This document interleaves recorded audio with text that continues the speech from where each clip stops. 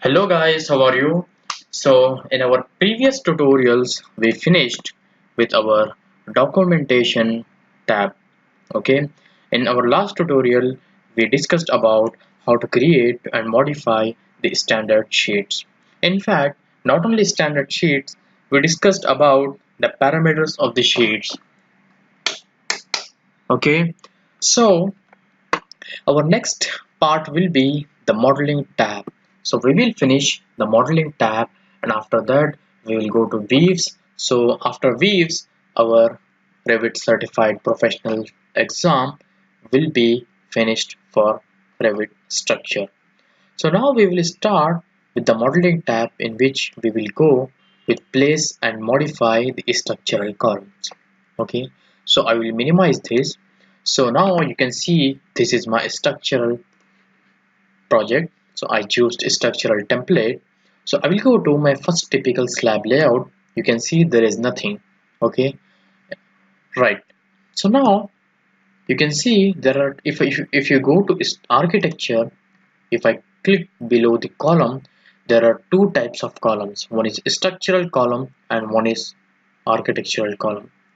If you go to again the structure, if you click on the column, or if you just hold on your mouse button on column, it will show you again the structural column. That means you have two methods of placing the structural columns. One is from the architectural tab and one is from the structural tab. So now let us discuss what is the difference between our structural column and architectural column. So let me show you people. First, we will draw one room of any wall thickness. Let it be our room. So you can see this is our room bounding. Okay. So if I go to column, that is architectural column in our architecture thing, I'll click on the architectural column. You can see we have by default a rectangle column of 475 by 610 mm. So I will just place this in one of my corners or anywhere on the wall. If I escape, you can see my column is merging with the wall. You can see the wall line is going along with the column. So now I will place a structural column of any dimension. I will just press space to change the direction of the column. I will just place my structural column. Now see the difference. My wall is going through the structural column.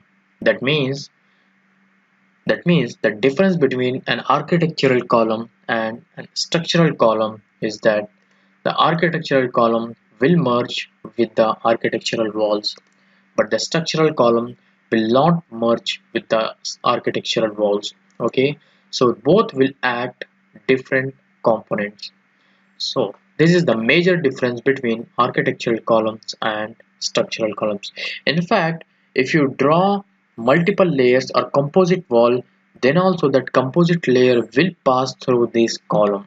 Okay, this will completely merge with the wall. Now I will delete these both columns. I will delete our walls. Now you got the difference between architectural and structural columns. So now again I will go to structure, I will go to column.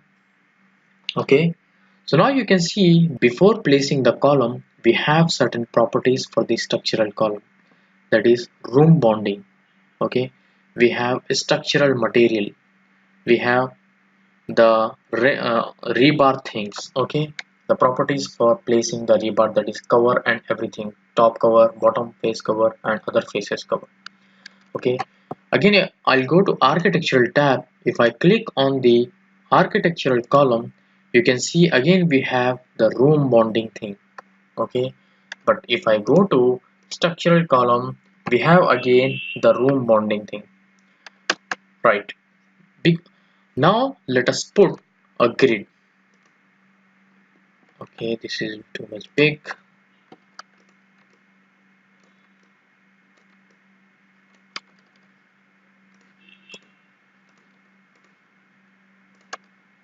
I'll place these grids. Okay, right, these numberings are not correct. In fact, I will go to column, that is structural. You can see I can place the columns at the intersection of two grids or anywhere on the grids or anywhere in my plan thing.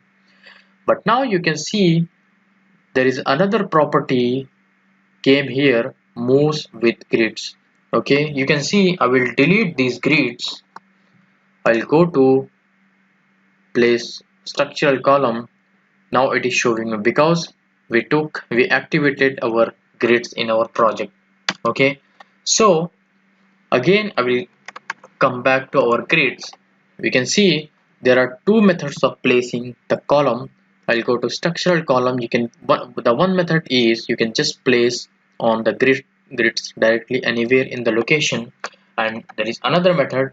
If you drag your mouse button from right to left top, you can just see after that.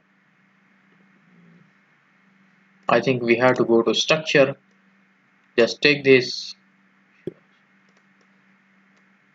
Okay, sorry. Just click on the column and now just place at the grids. Now drag. I will click finish. See, the columns are placed directly on the grid.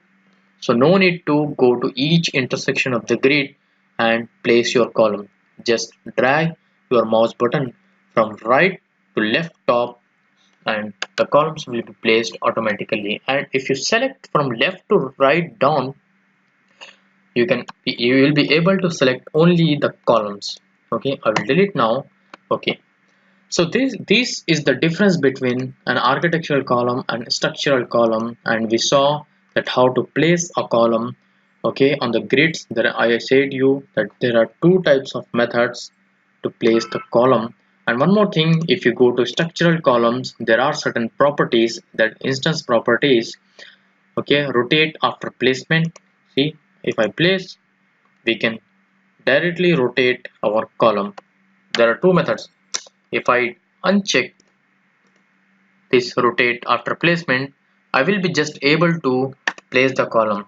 Now if I have to rotate, I will have to select my column and then go to rotate, then I have to do the same thing.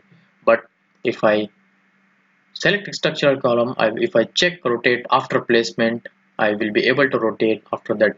And there is one more thing, height. If you want to go to the height or depth, it is your wish. And here you can connect to the top of the. Okay, if you go to your first typical slab layout, then from first typical slab layout you have to go to typical slab layout. Okay, and otherwise you can select your height of the column directly. Okay, and you can select this column that it will move with the room bonding or no.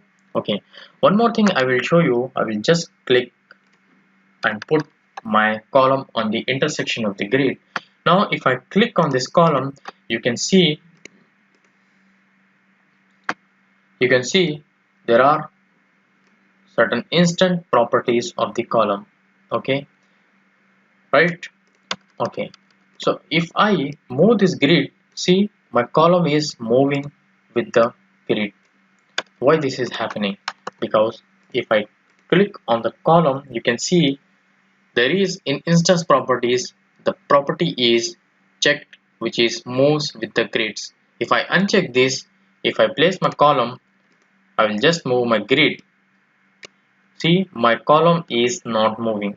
So this is the difference between, if I select the column, we have to check or no, it depends upon you. Either you have to move your column with your grid or you don't have to move your column with the grid. Okay, so this is about the that how to place your column. Okay, and what is the difference between architectural column and structural column. Okay, all right guys, I hope you people learned something about Revit structures in these tutorials. So I would like to tell you that please subscribe my channel, and I will be uploading the whole syllabus for Revit structural certification examination. So with the help of this tutorials, you will be able to make a complete project. I would recommend you people to watch all my tutorials instead of watching just simply the modeling tools. Make sure learn this certification examination course so that you will be able to make a complete project, either structure, architecture, or MEP project with the help of this syllabus. So thank you guys. We'll meet in the next tutorial.